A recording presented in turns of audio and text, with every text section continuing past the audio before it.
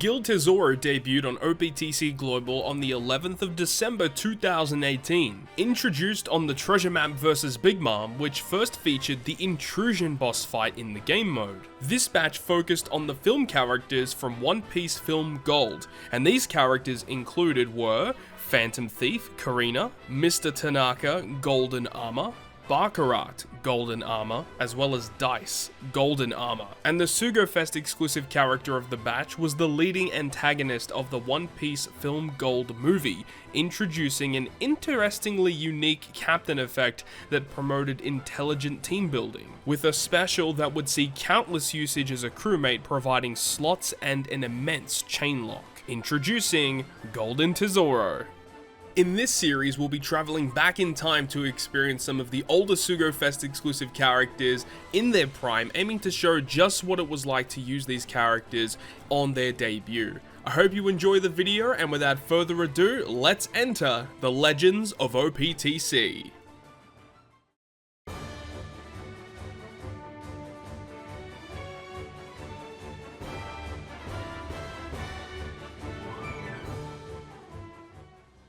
Thanks for checking out another episode of the Legends of OPTC, and today we're going to be venturing into the world of the One Piece film characters, with Guild Tesoro, Golden Tesoro, however you want to say it. This guy was a pretty interesting release, and he actually came out during a Treasure Map Sugo-Fest for the debut of Treasure Map Big Mom, and I believe with the release of Big Mom, it was actually a pretty big one at the time, because I believe it was the first Treasure Map with an intrusion fight in it, so that was actually pretty big, and getting Tesoro in that Treasure Map helped out a lot. And the characters obviously from film Gold were pretty interesting, to say the least. There were definitely some highlights and definite lowlights, so let's go ahead and start things off. Let's talk about all of these rare recruits. Here we have the Phantom Thief Karina, who is a Psi cerebral slasher, and I mean, all these characters' captain abilities don't really matter too much. But just looking at the crewmate abilities first, if this character has a Psi slot and you hit a good or a great with her, you keep it for the next turn. The fact that you have to hit a good or a great, I believe this was like the first batch of characters that actually implemented this effect. Very, very good effect with Tesoro, of course. And then her Limit Break crewmate ability says that if you have one of every class on your crew, changes all slots into matching slots at the start of the fight. A very, very cool ability, but a very hard one to fulfill, as we'll talk about a little bit later.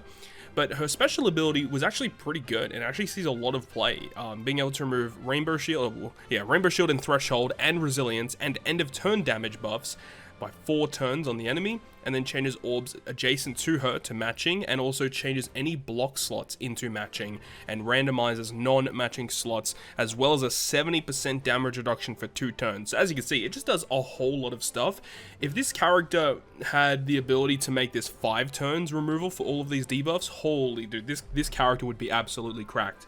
But this character, even on release, was really good, but there was quite a long period of time where this character basically never saw play.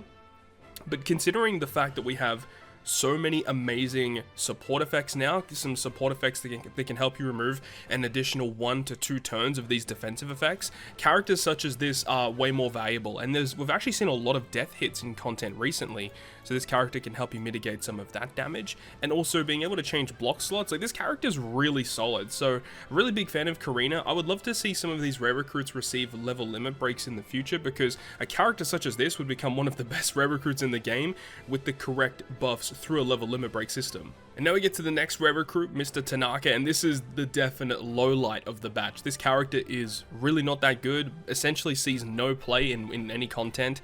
Dex, Shooter Free Spirit though.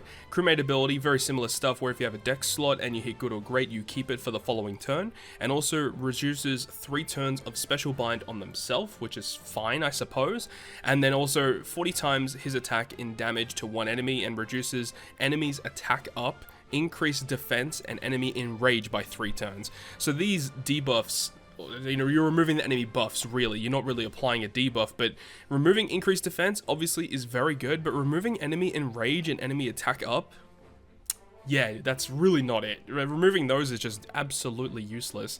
and only removing 3 turns of increased defense at that as well, so it is a little annoying. But then it says if your captain is Dex or Quick, it changes the orb of this character into Dex and adds 40 times his attack and tap timing bonus damage for 1 turn. Tap timing bonus damage when this character came out was still relatively good because a lot of people would love to use characters like Raid Sabo, for example.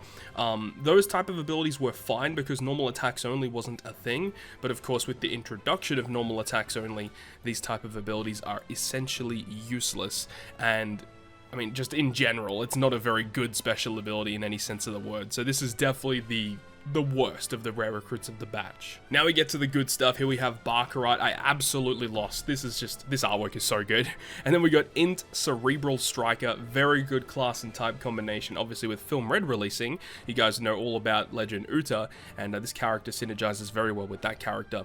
But you've got the ability to boost the attack of all characters by 1.5 and a chance of a duplicate drop at the end of an island. So a pseudo buggy style effect. And then you have the crewmate ability. Once again, if you have an int slot, you hit good or great, you keep it, and then a pretty useless secondary crewmate ability. But the special that she has is fantastic, doing a bit of damage to all enemies and reduces attack down, chain lock, and paralysis all by 3 turns.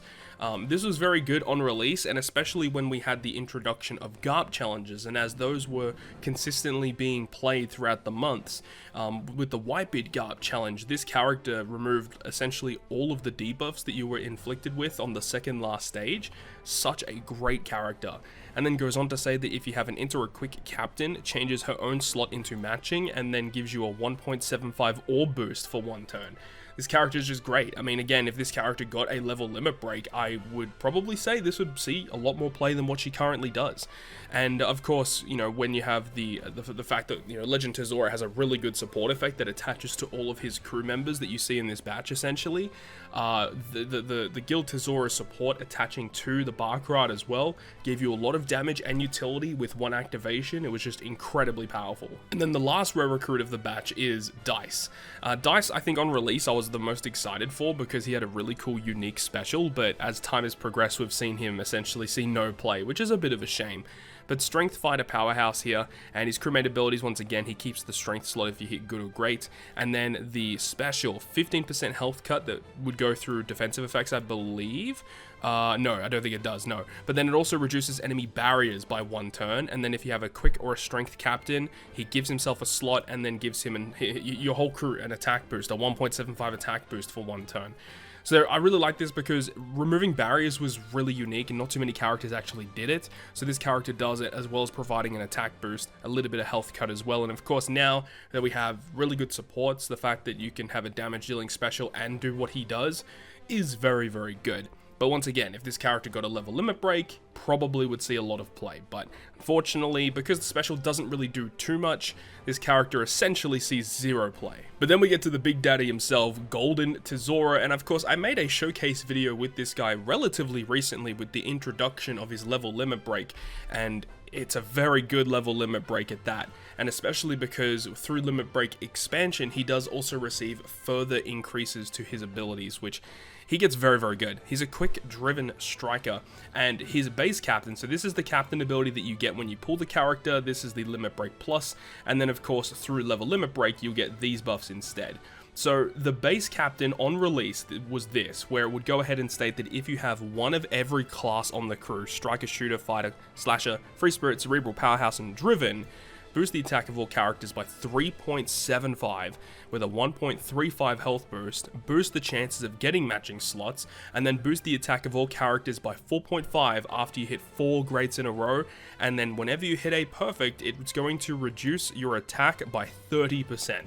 So this is obviously a pretty big downside to the unit. I mean, honestly, the biggest downside is this.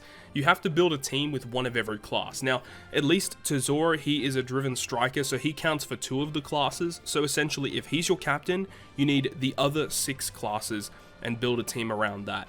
And that was probably where the biggest issues arose from this character, because on release, you know, you only have a very finite amount of characters that you can use on a team, and not only do you have to build for type advantage for whatever the boss that you may encounter in a quest, you have to make sure you have the characters that can get around the gimmicks, you have to make sure you can do enough damage, and having to build a team, ensuring you have one of every class, especially on release, was exceptionally difficult to do. Of course, in today's day and age, we have a wider variety of characters, and it is a lot easier to build a team for Tesoro, but it is still relatively difficult to get through some of the more modern content with this guy. He is not very forgiving, right? And because he is built with a very weird gimmick, and then also when you use him in content, you have to actually aim to hit greats. After you hit your 4 greats, you get the 4.5 boost, which I think is the highest attack boost in this current point in the game's history. But of course, the conditions that you have to fulfill in order to get that are pretty harsh. So captain ability aside, we can have a look at the special ability that would be on a 9-turn cooldown really, and then expansion goes down to 8, which is ridiculous. 200,000 fixed damage to all enemies, and then changes all slots of your top and bottom row slots into matching, and locks the chain at 3.25 for 1 turn. And I believe on this character's release had the highest chain lock in the game, and with the addition of level limit break, he now also has the highest natural chain lock in the game once again, with some certain buffs. But this special ability is actually really good, and even though the character is very difficult to use as a captain, he saw a lot of play as a crewmate because he had relatively good classes and a good type, and a special that would work really well in a lot of teams, providing a super good chain lock, very good for clearing arenas, well back then it was Colosseums, as well as Clash content, and being able to provide some wave clear, fixed damage wave clear. A lot of people would probably just use him for that, and also gives you some beneficial slots too. Like, Tesoro is a really solid character as a crewmate, but just very difficult to build with as a captain. So today we're not going to be spinning the wheel. I have one piece of content lined up to go ahead and use this guy in, and let's go ahead and just jump straight into it, build that team, and I'm really excited to use him once again. Even though I did make the showcase video relatively recently for this guy, I'm just excited to use him once again because he's very fun to use.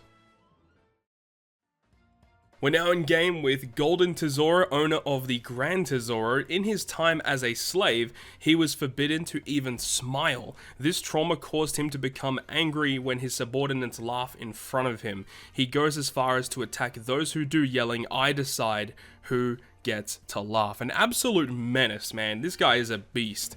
But here we go with Tesoro. This is a dupe Tesoro, luckily, that I had, because I wasn't going to use my level limit break expanded Tesoro. But I did have another one lying around, so this is what you would expect to see as soon as you pulled him with max limit break with 100 attack and health cotton candies, and max special cooldown at 9 turns, which is very good for his special ability that he actually provides.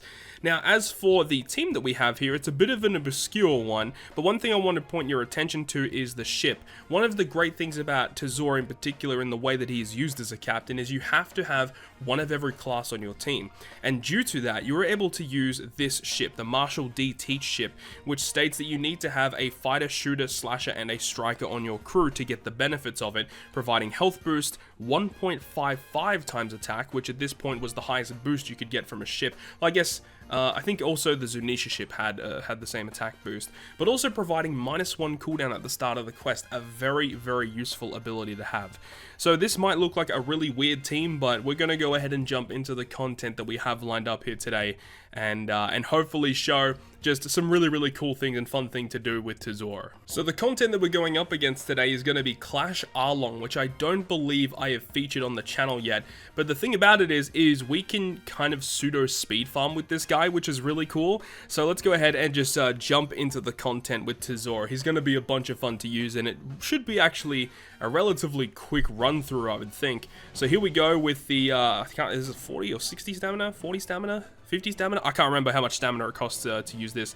But here we are with the content. Now, the big thing here is Dex Kid. So Kid has a really nice special. When this guy first came out, he was phenomenal. Being able to just wave clear, so you could get through content a lot faster. So on initial activation, doesn't really do too much. What I do want to do, though, is I want to get some more matching slots.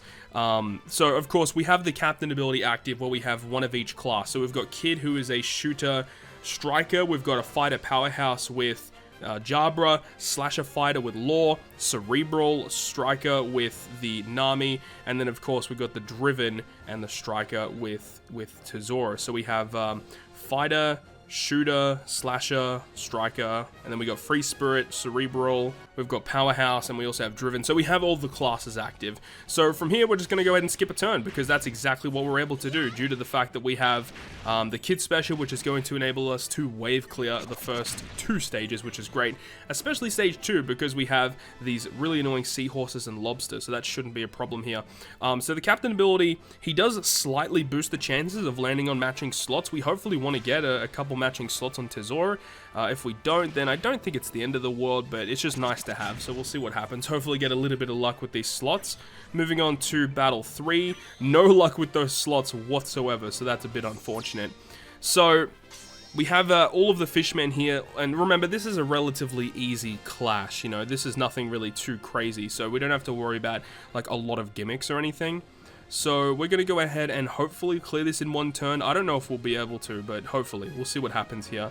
I think we'll do that and hopefully hit with Law on the Hachi, and then save the Jabra for Karubi. So with Chu, we kind of want to just attack normally here. Okay, remember hitting Greats. That was very good. And then last character, boom, there we go. And that's one of the cool things as well. After you hit all of those grades, you've stacked up that 4.5 times attack boost.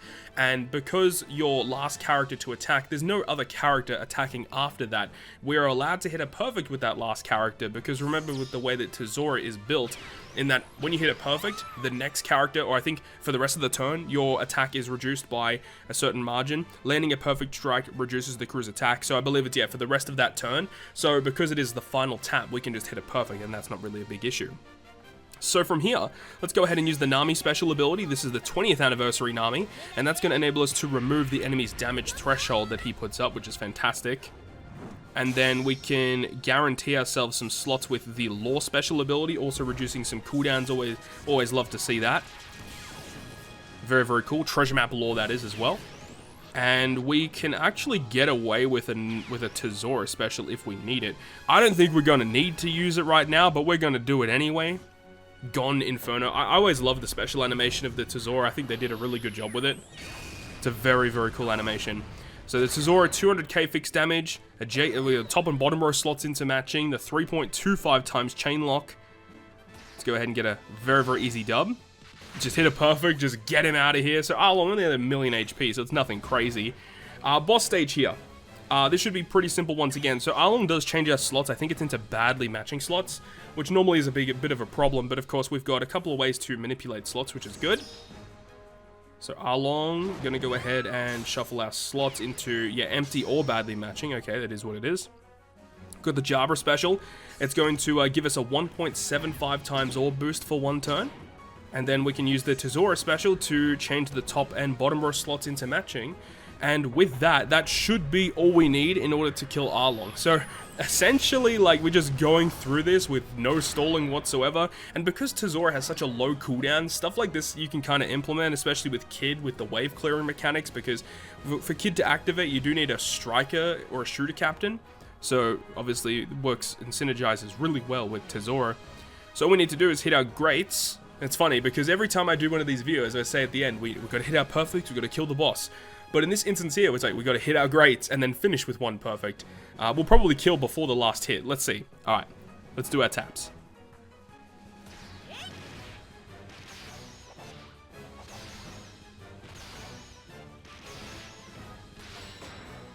There it is.